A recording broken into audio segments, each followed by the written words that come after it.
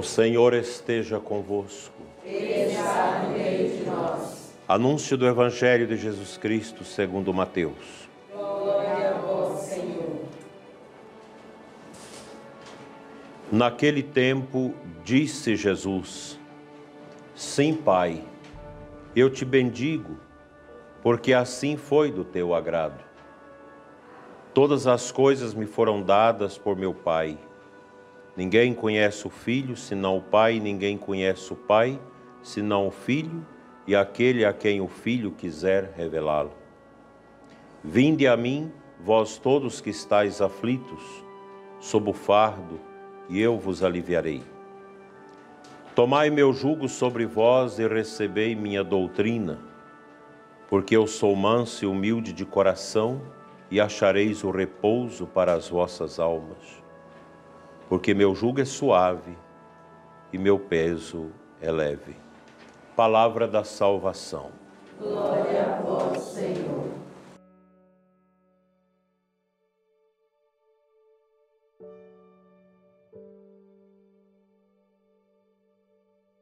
Na pessoa do seu José, cumprimento toda a comunidade do nosso Hospital São Camilo de Leles, aqui de Formosa,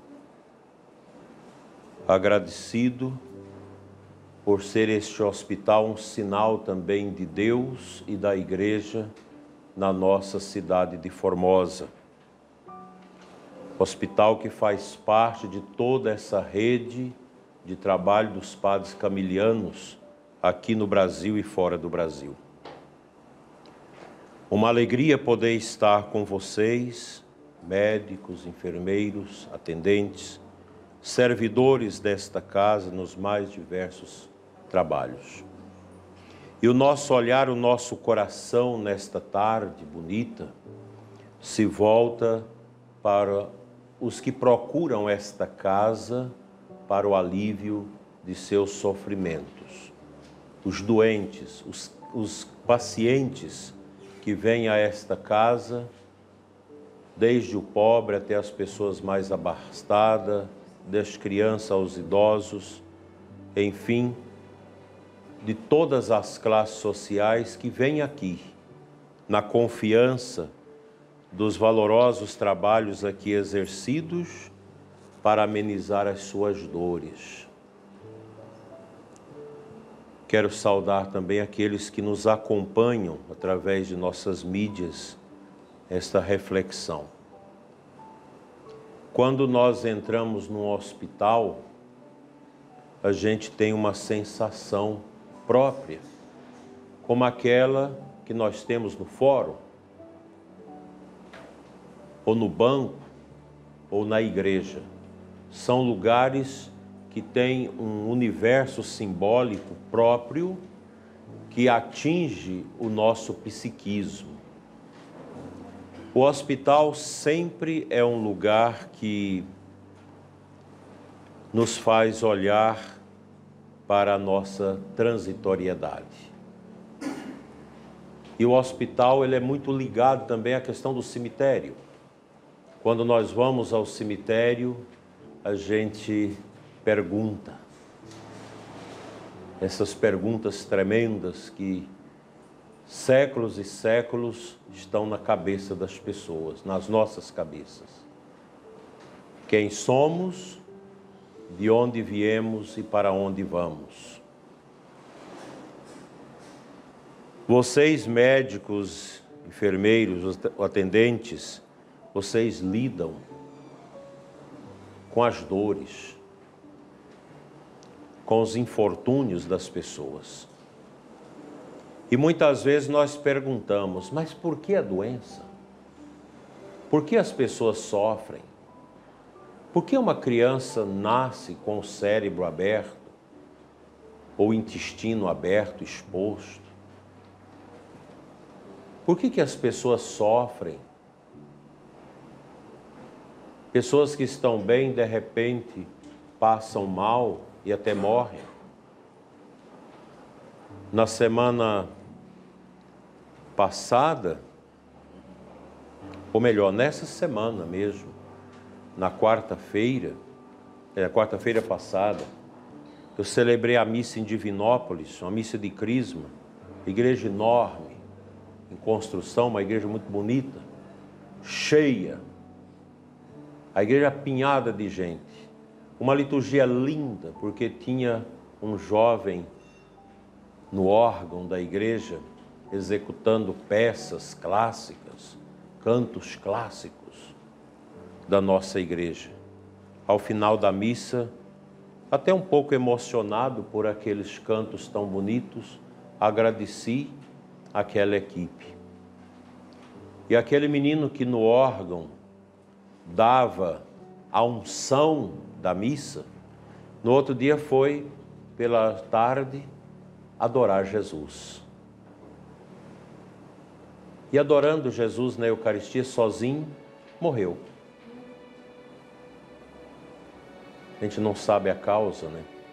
São tantas interrogações hoje acerca dessas mortes súbitas que estão acontecendo no mundo todo. Hoje mesmo, eu vi um vídeo do dono da Pfizer chegando no foro de Davos e sendo inquirido pelos repórteres acerca dos efeitos vacinais. E ele, mudo chegou e mudo saiu, diante de tantas perguntas. Tudo isso nos questiona. Por que a morte? Por que a doença? A ciência não tem uma resposta para isso. Nós vivemos um tempo de idolatria da ciência. Isso é muito perigoso, porque nem a ciência quer ser idolatrada. Porque a ciência, ela é a expressão de um conjunto de compreensão intelectual que os homens vão adquirindo com os experimentos para descobrir os melhores caminhos para dar o conforto ao ser humano. A ciência é para isso. A ciência não é para ocupar o lugar de Deus. Tinha alguns pensadores ateus do século XIX que profetizaram que a partir de 1930, da década passada, do século passado, a ciência iria desmontar toda a confusão, a mitologia, todas estas superstições que pairam na cabeça das pessoas. E acabou que a ciência não fez isso e nem vai fazer. A ciência, ela precisa ser humilde. A humildade cabe em todo lugar. A intelectualidade, a inteligência humana precisa ser resguardada pelo ninar da humildade.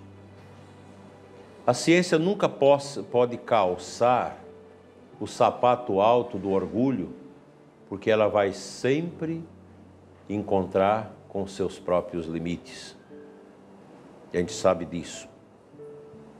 Então a resposta do drama humano, porque morremos, porque sofremos, ela só pode ser encontrada pela fé. Aí Karl Marx, que é o ideólogo que gerou o marxismo, o comunismo, vai dizer, não, a religião é o ópio do povo, é um elixir, completando aquilo que Augusto Comte dizia, não, a religião é um estágio ultrapassado da mitologia, do teológico. Serve para acomodar as pessoas dentro da angústia. O cristianismo não vê assim. Nós entendemos que a morte, o pecado, a doença, advém da decrepitude humana, da nossa fragilidade humana causada pelo pecado, pela desobediência. Isso é teologia. Isso não se averigua no tubo de ensaio de um laboratório de química.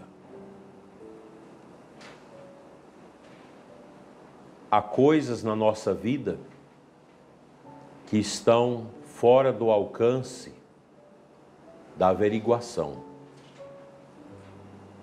Há muita coisa na nossa vida que não se averigua pelos métodos científicos. Por aquela metodologia que na universidade é chamada de epistemologia. Muitas coisas não têm resposta, só a fé pode compreender. O próprio amor. O amor, que é a virtude das virtudes, não pode ser explicado cientificamente, porque é espiritual. O amor é a expressão da alma, do espírito da pessoa humana, porque nós não somos apenas um amontoado de matérias. Não. Nós somos também espírito. Nós somos uma alma, um espírito encarnado dentro de um corpo por obra de Deus. Daí o animal humano ter características transversais similares com os animais no nível da biologia, mas os animais não têm os atributos da alma que nós herdamos de Deus, que é a inteligência, a vontade e a liberdade. São realidades que Deus impregnou em nós. Então nós somos chamados a compreender a vida a partir da humildade. Só a humildade pode dar sentido à nossa vida. O orgulhoso nunca vai encontrar sentido para a sua vida. Mas o humilde, sim. Nós temos tantos cientistas humildes, mundo afora.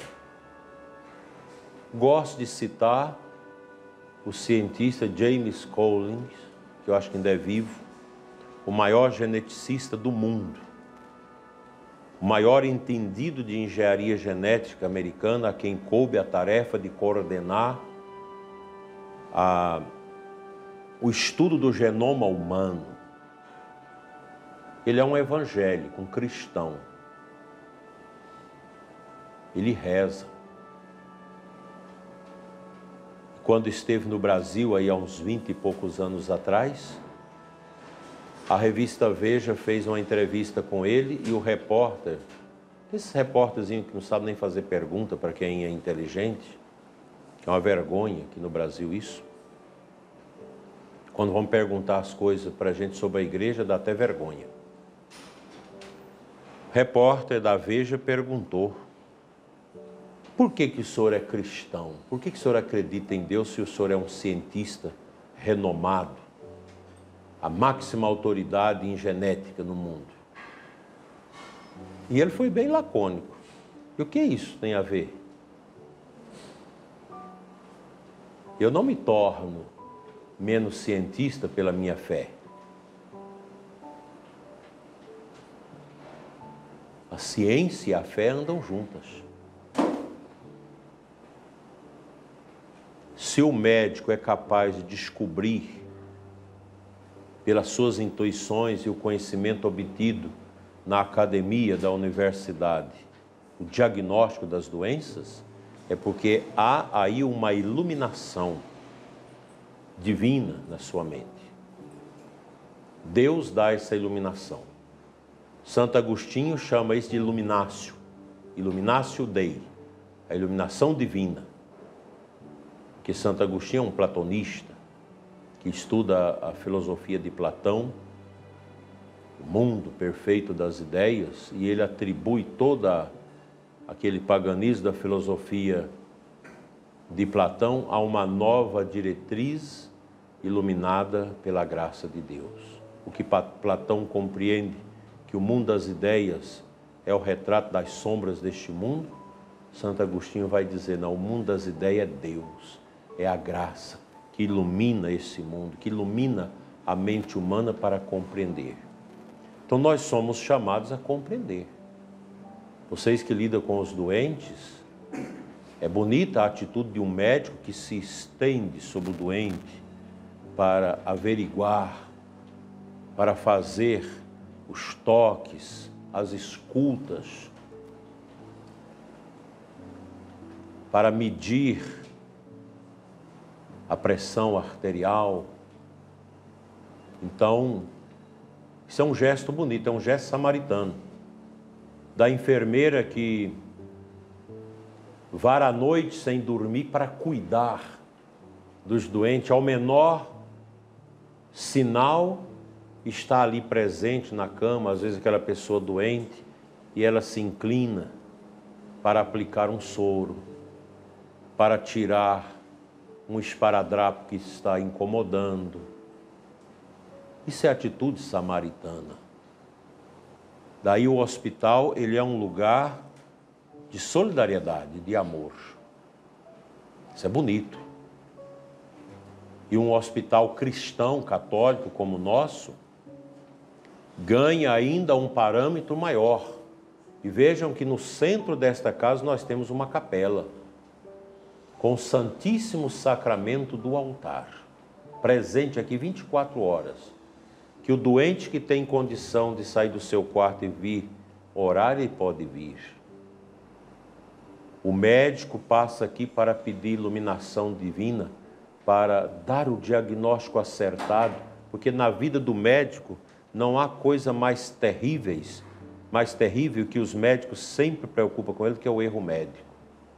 Eu já assisti colegas médicos, irmãos de igreja, nos trabalhos de igreja, passando por esses apuros de ter, às vezes, feito um medicamento errado, um diagnóstico errado. É muito sofrimento.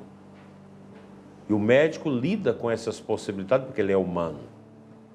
Daí a necessidade da iluminação, da tranquilidade, da condução do Espírito de Deus que vai iluminando, tirando tudo aquilo que está anuviando a inteligência para que você não faça as coisas erradas. E Deus vai dando esta ciência infusa espiritual a nós para a gente compreender a enfermidade. Nesses últimos dias eu tenho atendido muitas pessoas idosas, inclusive da minha família. Gente que já está à beira do fim do tempo. E eu tenho conversado com essas pessoas para que elas possam entender esse momento. A gente precisa entender. Todos nós vamos passando. Um padre me mostrava ontem uma foto minha do início do meu ministério há 40 anos atrás, praticamente. Naquele tempo eu não pensava na velhice. A gente nem tinha presente a possibilidade da morte. Aí você vai chegando a uma alta idade, você vai percebendo que a vida se completa na humildade da entrega. Durante esse tempo agora de Covid, dessa peste medonha, nós tivemos muitas experiências. Como nós estamos no hospital, vou falar de duas experiências que eu tive com médicos que estiveram à beira da morte. Uma médica de Brasília, mãe de 3 filhos, nascidos, e um de 7 meses na barriga, que esteve entre a vida e a morte no tubo. E nós oramos. E diante da relíquia de São Padre Pio de Peltrautina, esse santo que fundou o hospital mais importante da Itália, em San Giovanni Rotondo, é onde se encontra o melhor centro de pesquisa médica da Itália, chamado Ospedale dei Sofferenti. O santo criou esse hospital para atender os mutilados da Segunda Guerra Mundial. E aquilo ali é uma bênção tão grande, os voluntários médicos do mundo todo que dão um mês de férias para ajudar ali, só no voluntariado e na ajuda, é uma coisa impressionante. Eu estive naquele hospital, fiquei impressionado de ver quantas riquezas, quantas bênçãos. E foi invocando este santo que eu tive a sensação e disse para os que vieram me pedir oração, essa médica não vai morrer. E graças a Deus, ela saiu daquela condição, sobreviveu ela e o menino que já nasceu perfeito. E um outro médico amigo, que é meu amigo desde quando eu era vocacionado, grande amigo. Sepultei sua mãe, suas irmãs mais velhas. Um médico que esteve presente, está presente na minha vida, fez o parto da minha madrasta, os dois irmãos, um já com quase 40 anos, outro com 37 anos. Esteve na beira da morte com a Covid. Um homem muito impetuoso e o filho médico do lado não deixou entubar. E eu dizia, não deixe entubar. Segura. Passava mensagem para ele de manhã à tarde, colocar no ouvido dele, pedindo calma, relaxa, aguente, sossegue a alma, vai com tranquilidade. Um trabalho bonito de oração e a intercessão de São Padre Pio. Poucos dias veio aqui na missa, na catedral, para agradecer a Deus a cura. Deus age. Os médicos cristãos sabem disso. Deus age. A vida é um mistério que nós só vamos compreender na eternidade. Só na eternidade. A vida é bonita por isso, porque é um dom. E tudo que estraga a vida é decorrente da miséria humana, do pecado da humanidade. E nós, como cristãos, como católicos, nós devemos ser pessoas profundamente amorosas com a nossa vida. Mesmo quando a gente estiver naquela situação difícil, às vezes um câncer terminal. Esses dias também tenho orado com pessoas com câncer terminal. É bonito quando você conversa com uma pessoa ainda relativamente jovem, aí com seus 60 anos, que diz, eu quero que o senhor ore para que eu tenha uma boa passagem, porque eu já não tenho mais esperanças, estou nas mãos de Deus e estou tranquilo. Isso é bonito, a gente tem que preparar para isso. Vocês que trabalham com os doentes, precisa passar esse amor, essa paciência para os doentes e saber que um dia também todos nós vamos ficar doentes. Quantos médicos maravilhosos nós tivemos aqui em Formosa que já morreram. Quanta dor causou no meu coração a morte do Dr. Sebastião, um amigo que mesmo idoso cuidava da minha saúde, um homem extremamente amoroso, sincero, verdadeiro e capaz. Com mais de 80 anos, ele me descreveu toda a questão da virologia da Covid. Foi a primeira pessoa com quem eu conversei para que pudesse saber entender um pouco esse processo, essa morfologia dessa coisa. Foi ceifado. Está com Deus. Omnia transeunte. Tudo nesse mundo passa. E a beleza que deve haver no coração do homem, da pessoa humana, é o amor. Ninguém tira o amor. Ninguém pode matar o amor. O amor é tudo. Certa vez, num congresso de medicina, nos Estados Unidos, os médicos têm esses congressos muito bons, onde se discute os grandes desafios da medicina. E um senhor já idoso, quase 80 anos, um médico renomado americano, que trata dessas doenças mais complexas, fez uma palestra e depois abriu um debate. E um jovem médico lhe perguntou, por curiosidade, qual a doença mais instigante, mais desafiadora que o senhor encontrou ao longo dos seus 60 anos de medicina?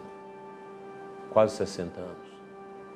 Ele era um médico já falecido, calvo, um bigode grande, fez aquele silêncio, olhou no tempo, no horizonte e deu a resposta.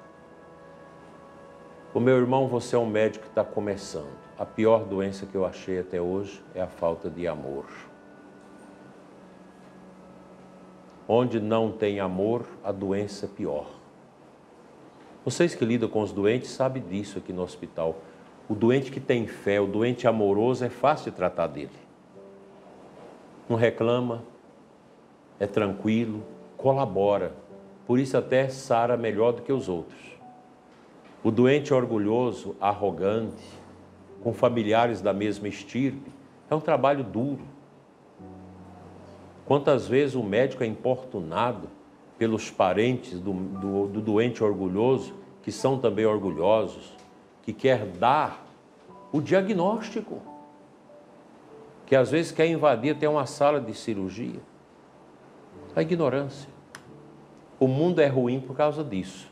Se todos nós tivéssemos amor, que gera a humildade, nós venceríamos o orgulho que atazana tanto a vida das pessoas. Eu gostaria que nesta missa nós olhássemos para Jesus, que nessas suas palavras, no final desse capítulo 11 de Mateus, nos dá uma palavra muito bonita. Vinde a mim, vós todos que estáis aflitos, sob o fardo, e eu vos aliviarei. A vida é um fardo. Viver não é fácil. Ninguém passa por esse mundo sem tocar a amargura da dor e do sofrimento, sem carregar suas cruzes. Eu sempre gosto de citar um empresário muito rico, amigo, que morreu com 48 anos de idade de câncer generalizado. Gastou grande parte da sua fortuna nos Estados Unidos e em outros lugares do mundo tentando curar esse câncer. Depois ele mesmo disse para a família: deixa-me quieto. Quando fizeram a extração do estômago, o câncer tomou conta do seu estômago, tirou o estômago e colocou a sonda que ligava lá no intestino delgado, não sei como que é isso, alimentava por ali. E eu visitando, ele disse: como é interessante a vida.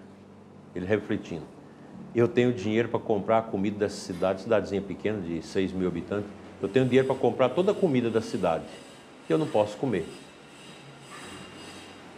Foi, mas o que isso te representa? Foi um convite à humildade. Eu estou pronto, eu estou na humildade. Bonito isso. Dom Henrique Soares, que morreu de Covid, foi o primeiro bispo aqui no Brasil a morrer de Covid, um homem muito inteligente, muito santo. Quando não teve mais jeito, já tinha comorbidade no pulmão, o médico disse: Dom Henrique, nós vamos ter que entubá-lo. Ele já sabia que... E ele disse: eu estou pronto. Estou pronto. Pode fazer o procedimento. Estou pronto, estou inteiro. Despediu da vida para entregar a alma a Deus. Que Deus abençoe o trabalho de vocês, abençoe o nosso hospital, abençoe nossos doentes, e que nós aprendamos uma coisa: a não ter dó dos outros, mas a ter amor. O sentimento de dó estraga muito a gente e estraga o doente. Nunca ter dó. Eu me lembro da cena do meu pai com AVC isquêmico bem estendido, no hospital de Porongatu, sem muitos recursos. Perdeu o movimento do lado direito e a fala, mas a compreensão estava nítida. Eu, minha madrasta, meus 4 irmãos ali juntos, orando, e eu disse para ele: pai, aqui ninguém está com dó do Senhor, nós estamos aqui para te amar. É o nosso amor que deve alcançar seu coração, não o sentimento de dó. E ele com a mão esquerda fez o sinal de compreensão. Na madrugada o derrame se estendeu, 5 dias depois veio a óbito. Um velório bonito, de muita oração, 60 e poucos anos. Então a gente precisa ter esse sentimento. A vida é bela quando a gente é capaz de olhá-la a partir dos conflitos. Por isso, minha filha, diga ao teu esposo que não se atormente. Não se atormente. É ele que é seu esposo? Não, né? Não se atormente. Nós nunca podemos deixar que as situações nos atormentem. O momento que nós estamos vivendo no mundo, ele é tormentoso. E aqui no Brasil não é diferente. A gente vive muitas incertezas. Então é um tempo que Deus quer que a gente ame mais, que a gente tenha paciência e busque a sabedoria do alto, porque só no alto nós temos a luz necessária para iluminar as trevas do nosso coração, que não nos deixa ir a Jesus, que nos acolhe, que toma nossos fardos e nos ensina a aprender dele a humildade. Que a Virgem Maria e São Camilo nos ensine a alcançar esse dom de Cristo. Amém. Amém.